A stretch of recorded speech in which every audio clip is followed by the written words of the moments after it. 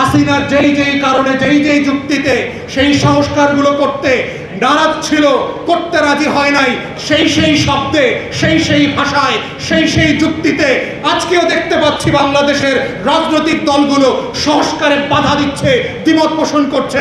এটা 1400 শহীদের পক্ষে, গণ অভ্যুত্থানের পক্ষে শক্তি হওয়ার কোনো লক্ষণ না, এটা গাদ্দারির লক্ষণ এবং আওয়ামী ফ্যাসিবাদ নতুন করে ফিরে আসার লক্ষণ। 1400 শহীদের রাজনীতি করে আওয়ামীপনা করবেন, 1400 শহীদের নামে দিল্লির গোলামি কায়েম করবেন, 1400 শহীদের নামে বাংলাদেশে আওয়ামী লীগকে পুনর্বাসন করবেন, 1400 শহীদের রক্তের উপরে দাঁড়িয়ে গণ অভ্যুত্থানের কর্মসূচি পালন করতে করতে বাংলাদেশে সংস্কারের বিপক্ষে দাঁড়াবেন।